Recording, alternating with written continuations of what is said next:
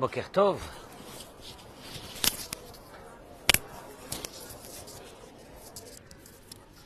Après avoir fait notre cours à la synagogue, je voulais montrer, si vous pouvez partager ça à tous vos amis, la réalité de notre pays aujourd'hui. Je vous explique. Je reviens de... Parce que je pense que les Français qui vont découvrir la vraie réalité de ce pays vont comprendre peut-être quelque chose qui leur manque encore. J'entendais quelqu'un à la radio française qui disait « Mais on peut pas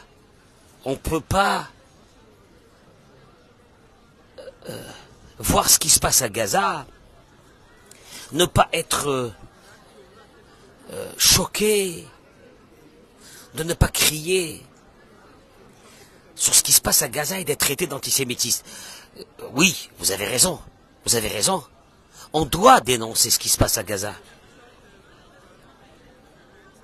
Oui, il y a des morts, des enfants, des femmes, etc. Oui, certainement.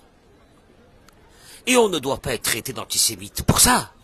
Sauf que, il faut avoir la vraie réalité des choses. Soit on reste comme vous en France, dans quelques stéréotypes.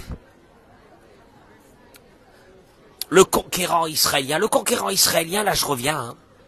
Je vous explique ce qui se passe. Là je suis à côté de chez moi, puisque mon bâtiment il est là, voilà, en face. Puis il y a une place qui s'appelle Piano, regardez, ça c'est en temps de guerre, imaginez-vous, quand il n'y a pas la guerre, qu'est-ce qu'il est beau ce pays. Bon, il est fabuleux, un des plus beaux pays du monde. Pensez pas qu'il y a des bombes qui nous tombent sur la tête, un des plus beaux pays du monde. Je vais voir mon poissonnier, c'est fermé, il n'est pas là. Mon poissonnier, hein. Il est où? Il n'est pas à l'armée, il est au front. Il est à Gaza. Je vais de là voir mon expert comptable, il n'est pas là. Il est où mon expert comptable? Il est au front. Je vais voir mon avocat. On me dit que mon avocat n'est pas là, il est au front. Alors, ça déjà, vous les Français, vous ne connaissez pas. Qu'est-ce que ça veut dire être au front? On est bien d'accord, puisque vous pensez déjà à vos prochaines vacances, où vous allez les passer. On est bien d'accord. Donc déjà, essayez de rentrer. Pour comprendre une situation, essayez de rentrer dans une population, puisque nous sommes les accusés aujourd'hui. Alors, on va essayer de comprendre l'accusé. Je pense que dans une vraie justice, le juge essaye aussi de comprendre et l'accusé et la victime. On est bien d'accord. Donc on va apprendre un peu les deux. Or, le vrai problème, il est quoi aujourd'hui? Il est que vous avez ici en face de vous un pays de personnes qui veulent vivre. Vous les voyez, ils sont là, ils sont assis, tranquillement. Voyez qu'est-ce que c'est ce pays? Le voilà. Ah, c'est pas plus que ça, hein. Vous avez-vous des places comme ça en France? Voilà. Avec une rue piétonne, faite d'escaliers, de marches, qui va jusqu'en face à la plage. Voilà ce que c'est Israël. Alors je vais vous dire quand même une chose. On va essayer de recadrer un peu les choses. C'est très important. 60% des Gazaouis ont voté pour le Hamas. Le Hamas n'a plus de nom aujourd'hui. C'est Daesh, c'est les nazis. D'ailleurs, ils ont voulu se sauver. On les a pas laissés partir, puisque le Hamas a besoin de boucliers humains. Nous, on n'a pas besoin de boucliers humains, je vous l'ai déjà dit. Mais ils ont voté à 60% pour le Hamas. Ça, c'est officiel. On sait pas ce qui est le reste. Quand un enfant, ça vous l'avez déjà vu, si vous l'avez pas vu, c'est que vous suivez pas les informations. Si vous suivez pas les informations, vous pouvez pas commenter les informations de ce Gazaoui, entre guillemets, qui a tué plus de 10 Israéliens. On va pas dire 10 juifs, parce que 10 juifs, ça vous donne tout de suite l'impression que c'est normal. Parce que c'est des juifs, donc il faut les tuer. Eh ben, il appelle sa mère avec le téléphone d'une des victimes, donc la communication a pu être interceptée par les réseaux de télécom israéliens. et qu'il hurle et qui dit à sa mère, maman, papa, j'ai tué 10 Israéliens, mes mains sont remplies de sang, et son père il lui dit, mon fils, que Dieu te protège, et sa mère elle lui dit, dommage que je peux pas être avec toi. Ah, ça vous laisse un petit malaise quand même là d'un seul coup, hein. Ah tiens, je retombe sur une photo. Tiens, c'est bizarre. Ariel Bibas, 4 ans. Voilà. Et tout ce jardin est rempli de ces photos. Ça c'est Gaza. Vous comprenez? Parce que si vous les Français, la France allait bombarder une ville qui était majoritaire pour les terroristes et qui protégeait les terroristes et qui votait pour ces terroristes, pour ces nazis. Qu'est-ce que vous aurez dit? Ben pas de sommation, on tue tout le monde. Ah bah oui, mais c'est comme ça. Mais d'un seul coup, comme vous êtes vous chez vous dans votre petit bureau en France, de petits Français minables, et que vous, ben vous êtes là et puis vous commentez l'actualité et vous êtes tout de suite pour la victime. Le pauvre Gazaoui, depuis 25 ans, il laisse les nazis dans sa terre, il les aide, il les protège, il est avec eux, et ben le Gazaoui aujourd'hui, il va morfler. Ah ben oui, c'est une évidence. Comprenez? Vous comprenez pas? Parce que vous faites vos manifestations en France. Je le répète, hein. Nous, on n'est plus dans les manifestations. Nous, le nazi va disparaître du Moyen-Orient. C'est clair. Dans ce cas-là, comment on fait pour faire sortir le nazi? Si le nazi a décidé de se mettre dans les hôpitaux de Gaza, ah ben alors on pourra pas faire sortir le nazi, il restera là, puis il viendra nous égorger dans 2 mois, 3 mois, ou 6 mois, ou 1 an. Ah bon... Ah non, il faut y aller, hein, quand même, il faut y aller. Et puis si les malades et les Gazaouis ne veulent pas sortir de ces hôpitaux, qu'est-ce qu'on fait? Ah, je sais pas, la vérité, c'est un gros cas de conscience. Est-ce qu'on laisse les nazis? Pourquoi? Quand vous avez bombardé, vous, Berlin, vous avez fait attention aux femmes et aux enfants qui étaient à Berlin? Vous les alliés? Non. On est bien d'accord. Quand vous avez bombardé, rasé Munich, vous avez pensé aux femmes et aux enfants? Non. Pourquoi aujourd'hui, les petits Gazaouis, c'est vrai, hein, il y a des femmes et des enfants, mais ces petits Gazaouis, les pauvres, pourquoi ces petits Gazaouis, aujourd'hui, ils vous touchent? Vous savez pourquoi ils vous touchent? Parce qu'en fait, vous êtes complètement indifférent au sort du juif. Le juif ne vous intéresse pas du tout. Et ce qui vous intéresse aujourd'hui, c'est plutôt d'être bien vu parmi le monde arabe, parce que le monde arabe, aujourd'hui, il est puissant, il vous donne du pétrole, etc. Ou bien, c'est que vous êtes au fait des antisémites. Mais que vous avez maquillé cet antisémitisme par un anti-israélien primaire. Mais en fait, anti-israélien, ça veut dire quoi? Anti-israélien, ça veut dire quoi? Ben, ça veut dire le juif, il n'a pas de place, il n'a pas où être. Le juif, il n'a pas où être. Donc, je vais vous dire une chose. Il faut que ça soit très clair. Les nazis disparaîtront du Moyen-Orient. Qu'on le veuille ou non. Vous pouvez continuer à faire encore des manifestations, mais toute la journée. De toute façon, qu'est-ce qu'ils ont à faire là-bas? À part prendre des ascédiques et faire des manifestations, je ne sais pas ce qu'ils ont à faire. Faites les manifestations, continuez des manifestations. Ici, on est dans une terre, je vais vous dire une chose, d'une lumière extraordinaire. Le niveau, je dis bien, Shalom Vara, le niveau intellectuel, si je pouvais vous filmer les zones énormes où c'est que Intel, Google, etc., pour ne citer que eux, ont installé, parce que on a ici dans ce pays une chose, on aime la vie. Vous comprenez, on aime la vie. Mais on aime la vie beaucoup plus que les Européens. C'est une nation jeune, dynamique, qui a fait des études. C'est pas une nation qui est en guerre du matin jusqu'au soir, qui a fait des études. C'est une nation qui veut vivre. Regardez ce couple-là. Avec sa fiancée, il est avec son arme. Il vient d'arriver sûrement du combat. Il passe 1 jour ou 2 jours avec sa femme et il va repartir. Vous comprenez qu'est-ce que c'est ce pays? C'est ça ce pays. Si vous n'avez pas compris ça, vous n'avez rien compris de ce qu'on est en train de vivre ici. Et alors, je vais vous dire une chose. C'est nous qui éclairons, c'est nous qui allons éclairer l'humanité.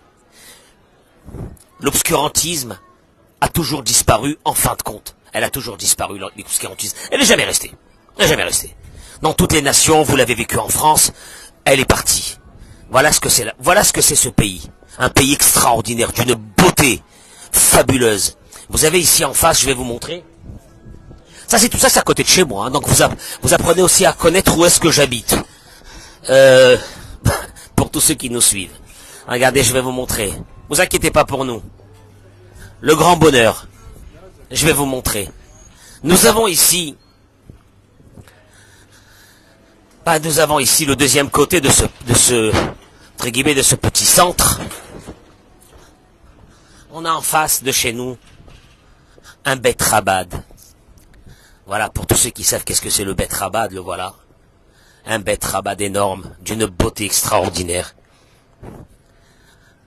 Comprenez où on vit? Comprenez? L'Israélien, lui, fait la guerre pour se défendre. Quand il aura fini de se défendre, il reprend les affaires.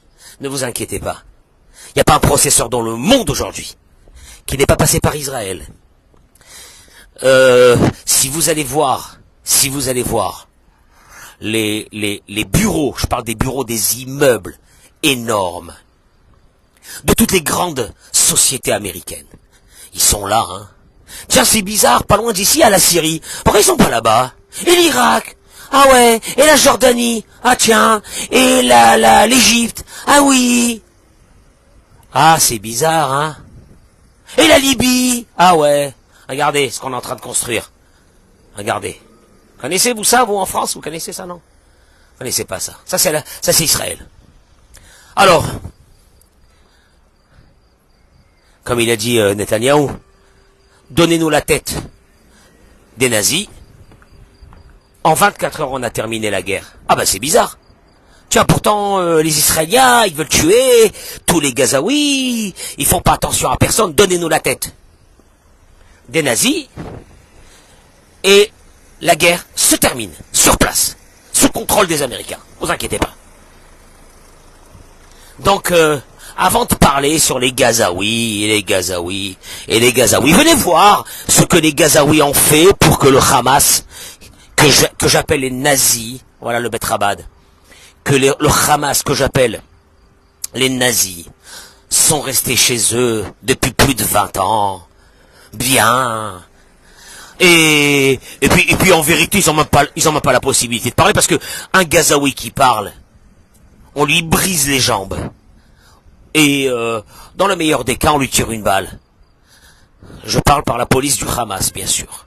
Vous comprenez? Donc quand vous voyez ce drapeau palestinien en France, c'est de la gnognotte. C'est du n'importe quoi, ça ne veut rien dire. C'est juste un bourrage de crâne. Vous savez, ça me rappelle ce même bourrage de crâne qu'il y avait à Paris aussi, et en Europe, en 1930, en 1935, avec la jeunesse hitlérienne. Puis c'était comme ça, et puis c'était comme ça, et puis c'était mort aux Juifs. Puis d'ailleurs aujourd'hui, dans toutes ces manifestations, c'est même plus rien que Free Gaza, c'est mort aux Juifs. C'est mort aux Juifs. D'ailleurs, on nous a averti ici de ne pas voyager, parce que c'est juste une question d'heure avant que les nazis qui se trouvent dans vos pays vont se mettre à égorger et à tuer la barbarie qui se trouve chez vous. Les Gazaouis. Déjà nettoyez-vous la barbarie qui se trouve chez vous avant de nous faire à nous. J'en ris, ne pensez pas que je suis stressé ou quoi. J'en ris. Pauvre de vous, qui n'avez pas encore compris ce que les médias israéliens ils sont en train de parler. Il y a un qui est très très connu ici en Israël, qui est un Iranien. Qui a dû se sauver de l'Iran il y a déjà un petit moment, et qui dit, mais vous êtes des Occidentaux, vous parlez avec un langage occidental, mais vous comprenez pas que dans le Moyen-Orient, il faut parler l'arabe. Vous savez, et alors, ils lui ont demandé, qu'est-ce que c'est l'arabe? Il a dit l'arabe, chez l'arabe, quand ça va pas, on prend les armes et on tue tout le monde. Père, mère, enfant, femme, tout le monde. Ah, mais c'est dur pour nous, parce que nous, le Ben Israël, le juif, il connaît pas ça, le juif. Le juif, c'est un occidental, il ne connaît pas ça. Il veut pas tuer, le juif. Le juif, il a envie de vivre. Il a rien envie. Il n'a pas envie de tuer quelqu'un, le juif. C'est dur. C'est dur qu'aujourd'hui, il faut que le juif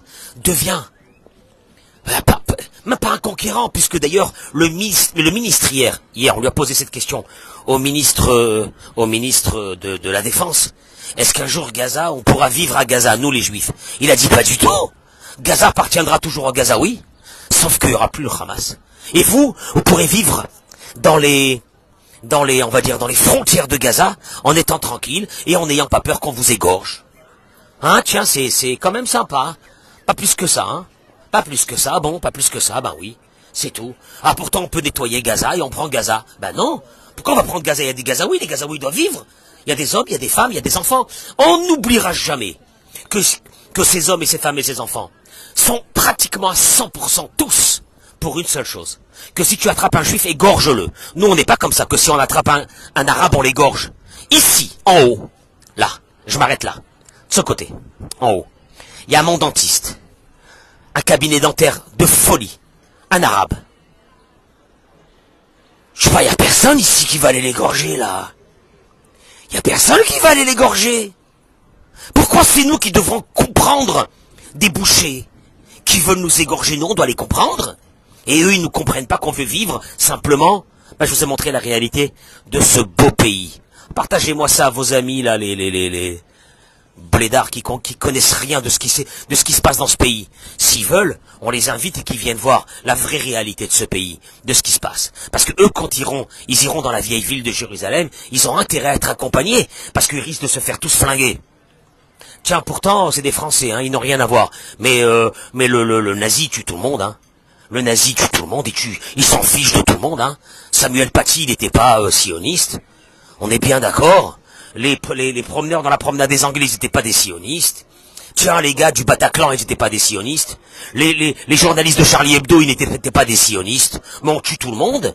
On tue tout le monde. Il y a encore des personnes chez vous qui sont en train de dire, les pauvres Palestiniens, mais venez voir. Parlez avec un Palestinien lambda. Il vous dira, on n'a qu'une raison de vivre. Pas celle de changer, de prospérer, de changer de pays, de devenir un beau pays avec l'aide du monde, etc. On veut rien. Alors qu'est-ce que vous voulez? On veut tuer le juif. Petite différence. C'est que le juif aujourd'hui, il tend plus sa gorge. Vous comprenez? Le juif aujourd'hui est devenu l'une des meilleures armées du monde. Il tend plus sa gorge, le juif. Le juif n'ira plus dans les chambres à gaz. Je peux vous le dire. Le juif là, il a subi une Shoah il y a un mois pile par traîtrise. Par traîtrise, parce que nous avons pensé que en leur donnant tout, ils resteront tranquilles. Et puis on se retrouve aujourd'hui dans une situation où on s'est rendu compte que ce Hamas, c'est des nazis. Et si c'est des nazis, eh ben avec les nazis, tu te conduis comme il faut pour un nazi. Regardez les belles boutiques qu'on a dans ce pays. Regardez qu'est-ce que c'est la terre d'Eretz Israël, qu'est-ce que c'est beau. Ben voilà, regardez la jeunesse. Vous remarquez? Je rentre comme ça, regardez la jeunesse d'Eretz Israël. La voilà. Là, vous comprenez? Ça, c'est la vraie réalité de notre pays. Puis Gaza, vous le prenez et vous le jetez où vous voulez. Et s'ils veulent, eux, la paix, ils auront la paix. S'ils veulent pas la paix, la suite, vous la connaissez vous-même. Bonjour, comment allez-vous? Excusez-moi, madame Lévy, je suis en train de... excusez-moi, 2 minutes, je suis en train de parler avec quelqu'un. Je suis en train de montrer un peu la réalité de notre pays.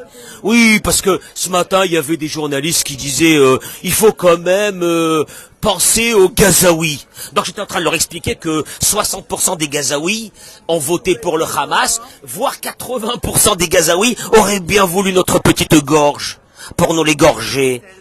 Voilà, donc c'est tout, hein, c'est pas plus que ça. Donc le Français qui habite lui à Paris, le bobo là-bas, qui vienne ici, on va l'amener à Gaza une petite journée, puis après on viendra le chercher le soir si on le retrouve. Voilà. Merci beaucoup madame Lévy, à bientôt, au revoir. Je vous souhaite... Ah, attendez, je vous montre une belle pâtisserie à l'israélienne. Vous allez voir, je suis en train de faire le journaliste aujourd'hui. Regardez-moi ça, quelle belle pâtisserie. Regardez-moi ça, une belle pâtisserie israélienne extraordinaire. Ben voilà, hein. C'est comme ça qu'on vit, nous, ici, chez nous. Entouré, bien sûr, comme vous le voyez au fond, là, de gardes armés qui surveillent l'endroit. Ici, on s'amuse pas, on fait pas ce qu'on veut dans ce pays. C'est-à-dire que, comment dirais-je, l'habitant, le citoyen de ce pays est tranquille. Il est sûr que on va pas venir lui voler son sac ou son téléphone. Ça n'existe pas chez nous. Ah oui, eh ben ça n'existe pas pour la simple raison, c'est que la moitié de ces personnes que je vous ai montrées dans cette vidéo sont armées. Puisqu'en Israël on est armé, ben oui. Et donc, c'est, on est dans une situation où c'est que il y a une tranquillité. Pensez à vous d'abord, hein, pensez à vous, parce que je pense que ça va être très très très chaud chez vous, pas chez nous en tout cas. On est très bien. Je vous souhaite une journée de folie et partagez ça à vos amis français qui sont sceptiques sur la politique de ce pays. Qu'est-ce qui se passe? Je vous signale quand même que vous avez dû remarquer le nombre d'hommes et de femmes qui n'observent pas du tout la religion. Ils sont chez eux, tout le monde, hein, pourtant, hein. Non, il n'y a pas, on n'oblige personne à rien faire dans ce pays. On n'est pas un pays totalitaire. On est un pays de liberté. On est un pays de joie. On est un pays de simcha. On est un pays exceptionnel. Alors, je peux vous dire une chose. On va terminer par une petite chose extraordinaire, sympathique. Nous avons ici une boutique. Une boutique. Alors cette boutique, qu'est-ce qu'elle vend? Qu'est-ce qu'elle vend dans cette boutique? Il y a plein de boutiques, hein, ici. Voilà, cette boutique, qu'est-ce qu'elle vend? Alors cette boutique, elle vend tous les articles avec le sigle et l'effigie de Rabbi Nachman de Breslev. Regardez-moi ça. Comment c'est beau à l'intérieur. Voilà. Ah ben voilà, vous avez ici en face mon dentiste Royal Dent. Un arabe, un musulman que j'adore. Voilà, il est chez lui, hein. Ah, il travaille là. Hein. Personne qui va venir l'égorger, c'est bizarre. Ah, ils sont quand même un peu, ils sont étranges les juifs, hein. Comprenez? Ah, si vous n'avez pas compris, regardez la vidéo une deuxième fois. Je vous souhaite une bonne journée, bracha vatzlacha, demain, Bezrat Hashem.